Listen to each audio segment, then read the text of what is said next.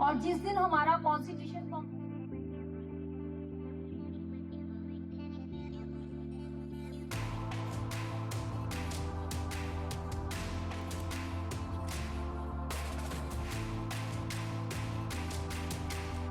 अपने स्थान पर खड़े हो जाइए। आज हम इस सदन में कुछ महत्वपूर्ण मुद्दों के ऊपर अपनी चर्चा को अंजाम देने के लिए उपस्थित हुए हैं। मैं आशा करता हूं कि आज सभी चर्चा का विषय संवेदनशील है, इसलिए सभी संसद की गरिमा को बढ़ाते हुए इस कार्यवाही को अंजाम देंगे। सबसे पहले मैं सदस्यों को यहाँ पर शपथ ग्रहण करने के लिए आमंत्रित करता हूँ। कार्यवाही आगे बढ़ाई जा रही है। अध्यक्ष महोदय के निर्देश अनुसार सदन में अनुशासन बनाए रखें। आज का सत्र शुरू होने जा रहा है और मैं उम्मीद करता हूं कि आज ताली ज़्यादा और टकराव कम होगा। अब मैं कुछ मंत्रियों को बुलाना चाहता हूं कि वह अपने ओथ ग्रहण करें।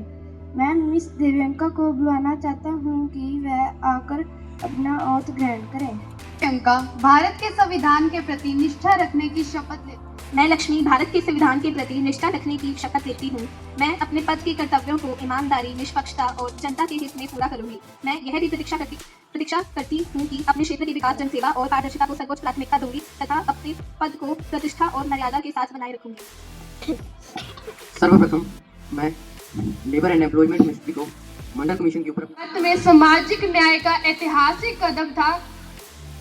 सदियों से पिछड़े वर्गों को शिक्षा, नौकरी और अवसरों से वंचित रखा गया।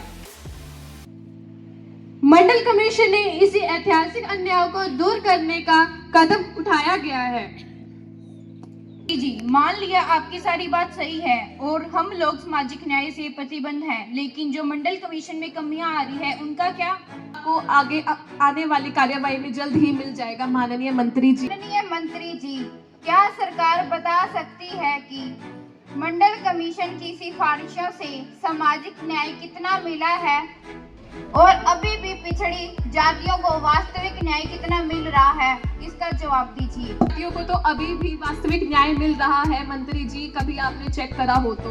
और बाकी आपके प्रश्न का जवाब, मंडल कमीशन के जरिए हमने ऐतिहासिक असमानताओं को कम करने की दिशा में एक साहसिक कदम उठाया है।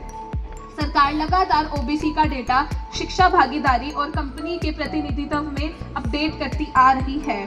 समान अवसर देना हमारा निरंतर मिशन है, सिर्फ एक दिन का काम नहीं। सरकार योग्यता और स्किल में विकास बढ़ाने के लिए क्या कर रही है? आरक्षण का दुश्मन नहीं, इसके संग सरकार कौशल विकास, छात्रवृत्ति, कोचिंग, स्पोर्ट और पढ़ाई में सम्मान पहुंचने की योजनाएं चला रही है ताकि हर वक्त आगे बढ़ सके। कमीशन उस डेटा की बात करते हैं जो कई साल पुराना है। नई जनगणना और सामाजिक सर्वे पर सरकार की क्या नीति है? नया डेटा, पारदर्शिता, सटीक डेटा और सही वर्ग को सही लाभ, और इसमें समय लगता है। है कि मंडल कमीशन जाति विभाजन बढ़ाया है, समाज में समानताएं बढ़ाने के लिए क्या कर रही है? आज नहीं प्रतिनिधित्व था। सरकार सामाजिक समाज शिक्षा जागरूकता अभियान के आर्थिक विकास के जरिए समाज को जोड़ने का काम कर रही है। हमारा नारा है न्याय भी और एकता भी। मंत्री जी, आरक्षण मिलने के बावजूद भी ग्रामीण और गरीब वर्ग अभी भी पीछे हैं। सरकार इनके लिए नई योजना क्यों नहीं लाती? के लिए हमेशा नई योजना लाती रहती है। इसका एक उदाहरण भी मैं आपके सामने दे सकती हूँ। मनरेगा 2005 में स्टार्ट हुई थी, जिसकी वजह से हमेशा लेबर को सुविधा और सहायता मिलती आई है। बाकी सरकार आर्थिक रूप से कमजोर वर्गों की पहचान कर विशेष स्कीमें चलाती है। स्कॉलरशिप, आवास, स्वास्थ्य और कौशल विकास हमारा प्रयास है कि कोई भी बच्चा अवसर की कमी के कारण पीछे ना रह जाए। यही प्रयास हम पहले करते हैं और करते रहेंगे। माननीय मंत्री जी, महत्वपूर्ण बात रखना चाहती हूँ। पहलगाम अटैक एक दुखदायक घटना थी, पर इस हमले ने हमें यह सिखाया कि संकट चाहे कितना भी बड़ा हो, भारत की एकता और साहस उससे कहीं अधिक बड़ा है। घटना में स्थानीय लोगों ने अपनी जान को खतरे में डालकर टूरिस्टर्स को बचाया और सुरक्षा बलों ने तुरंत आतंकियों का सफाया किया। यह भारत की अटूट एकता का प्रमाण है। माननीय सभापति महोदय, पहलगाम में जान गई और सरकार बस बयान दे गई। मेरा इनसे सीधा सा सवाल है कि इस अटैक में 26 लोगों के घर उजड़ गए, जिनमें से किसी के बेटे थे, किसी के पति थे, किसी के पिता थे, जिनमें से 25 भारतीय थे। तो क्या सरकार ये बताएगी कि ये किस लापरवाही का नतीजा था? सबसे ज्यादा गंभीर बात ये है कि जब ये एरिया हमेशा से सेंसिटिव माना जाता है तो यहाँ पर प्रॉपर सिक्योरिटी क्यों नहीं थी? क्या गवर्नमेंट ये मानेगी कि ये एक क्लियर एडमिनिस्ट्रेटिव और सिक्योरिटी फेलियर था? न सिर्फ सियासती बयानबाजी है। एरिया सेंसिटिव था, इसलिए वहां पर पहले से ही सिक्योरिटी थी। पहलगाम अटैक एक सडन अटैक ऑफ टेरर था। अब दुश्मन पहले से नोटिस देकर तो आता नहीं, पर फिर भी हमारे जवानों ने प्रॉपर एक्शन लिया और इंक्वायरी शुरू हुई। बात को बार बार कहती है कि सब कुछ कंट्रोल में था, और ये भी कहती है कि जो दुश्मन है वो नोटिस देकर नहीं आता। तो चलो मान लिया कि जो दुश्मन है वो नोटिस देकर नहीं आता, तो क्या अब आपको जरूरत पड़ेगी कि कब दुश्मन नोटिस भेजे और तब जाकर हम हमारी सिक्योरिटी को तैयार करें? तो थोड़ा सा कड़वा लगेगा आपको कि अगर सब कुछ कंट्रोल में था तो वो फिर 26 लोग कौन से कंट्रोल की वजह से मारे गए? क्या सरकार कंट्रोल दिखाने में बिजी थी, या ग्राउंड पर जो असली सुरक्षा तैनाती होने चाहिए थे वो सिर्फ कागजों में थे? क्योंकि जो दिखता है वो ग्राउंड पर होता नहीं, और जो ग्राउंड पर होना चाहिए था वो इस अटैक के वक्त था ही नहीं। सरकार पूरी जिम्मेदारी नहीं कर सकता, पर फिर भी हमने टाइम पर सिचुएशन को कंट्रोल किया और बड़े नुकसान को रोका, और आज ग्राउंड पर सुरक्षा और भी मजबूत है। माननीय मंत्री जी, अगर सिक्योरिटी इतनी ही मजबूत थी तो वहां पर लोगों को वीडियो बनाने तक का समय मिल गया था, लेकिन आपकी सिक्योरिटी फिर भी वहां नहीं पहुंची। वहां पर लोग सिर्फ और सिर्फ आपकी उम्मीद में चिल्ला रहे थे कि कम से कम आपकी सिक्योरिटी तो वहां पर पहुंचे, लेकिन अनफॉर्चुनेटली सुरक्षा भी देर से आई और जिम्मेदारी तो हमेशा की तरह गायब हो गई। इतना आपको शोभा नहीं देता माननीय अध्यक्ष जी, क्योंकि इतना तो आप भी जानते हैं कि आजकल लोग एक छोटी सी घटना तक की वीडियो बना लेते हैं, और वीडियो बनाना यह साबित नहीं करता कि सुरक्षा मौजूद नहीं थी। सुरक्षा बलों ने समय पर पहुंचकर स्थिति को नियंत्रित किया और आतंकवादियों का सफाया किया। सरकार और सुरक्षा एजेंसियां एक्टिव थी, हैं और रहेंगी। चलो, अब अगर कैमरे पर बात आ ही गई है तो मैं आपसे ये पूछना चाहती हूँ कि उस समय सीसीटीवी कैमरे काम कर रहे थे या नहीं? और तो और, क्या अभी तक उन पीड़ित परिवारों को आपने मुआवजा दिया है या नहीं? क्या आप दोगे या वो भी नहीं? के समय कुछ सीसीटीवी कैमरे तकनीकी कारणों से पूरी क्षमता से कार्य नहीं कर पाए, जिसकी जांच शुरू हो चुकी है और दोषी पाए जाने पर सख्त कार्रवाई होगी। और आपका दूसरा प्रश्न कि मुआवजा मिलेगा या नहीं, सरकार आपकी तरह झूठे वादे नहीं करती। सच तो यह है कि मुआवजे से ज्यादा हो गया है और बाकी के लोगों को भी पूरी जिम्मेदारी के साथ मुआवजा दिया जा रहा है। अब मैं पहलगाम अटैक के संदर्भ में किए जाने वाले एक महत्वपूर्ण ऑपरेशन सिंदूर के बारे में प्रधानमंत्री जी को संक्षेप देने की आज्ञा देता हूं और उन्हें समय प्रदान करता हूं।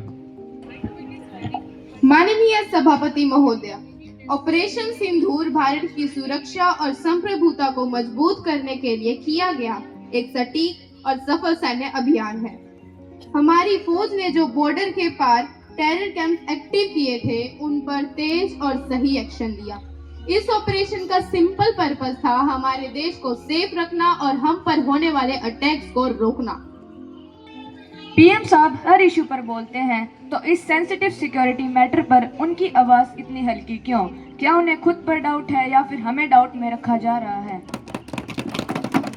सबसे हल्की आवाज तो आपकी है महोदया जी, लेकिन फिर भी मैं आपको बता दूं कि प्राइम मिनिस्टर नेशनल सिक्योरिटी का ओवरऑल डायरेक्शन देते हैं, पर डिटेल्ड ऑपरेशन ब्रीफिंग देना डिफेंस और होम मिनिस्टर का रोल होता है।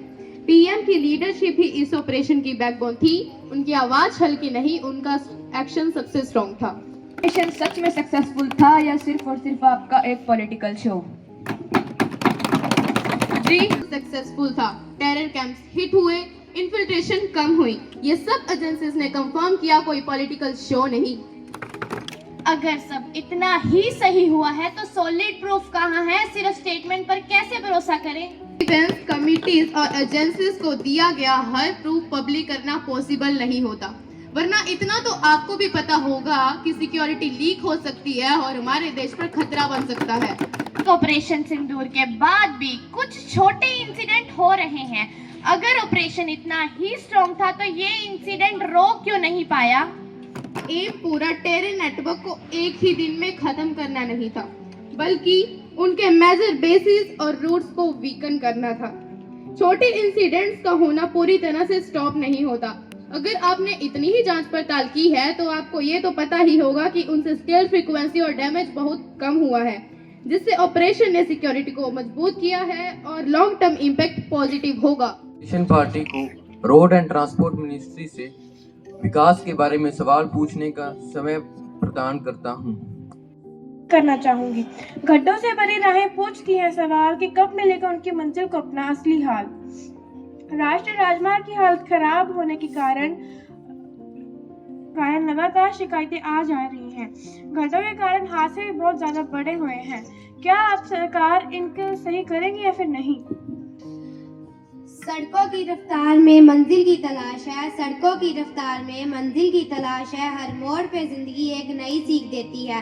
टोल पे नहीं रुकते, बस चलते ही रहते हैं। हम हर गाड़ी की तरह अपनी राह खुद बनाते हैं, हर गाड़ी की तरह अपनी राह खुद बनाते हैं।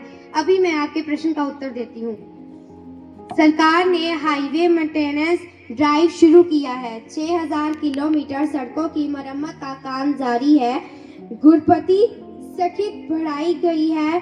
ठेकेदारों पर पेनाल्टी का नियम लागू किया गया है। माननीय रोड ट्रांसपोर्ट मंत्री जी, हर साल हजारों लोग रोड दुर्घटनाओं में अपनी जान गंवाते हैं। क्या सरकार सड़क सुरक्षा में पर्याप्त ध्यान दे भी रही है या फिर नहीं? सरकार ने रोड सेफ्टी अभियान शुरू किया है। स्कूल, कॉलेज और इंडस्ट्री में सुरक्षित जागरूक कार्यक्रम चलाए जा रहे हैं। ट्रैफिक नियम तोड़ने वाले पर सख्त जुर्माना लगाया जा रहा है।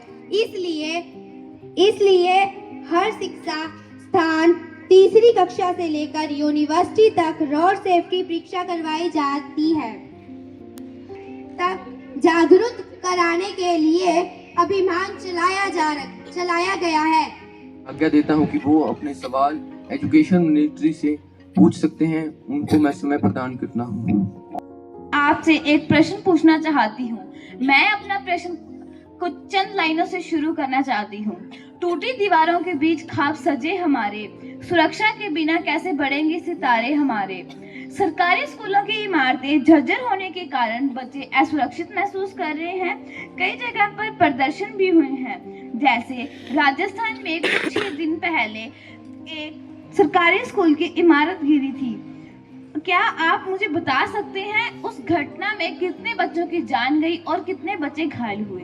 चलो रहने दो, मैं ही बता देती हूँ। उस घटना में 8 बच्चों की जान गई और 28 बच्चे घायल हुए।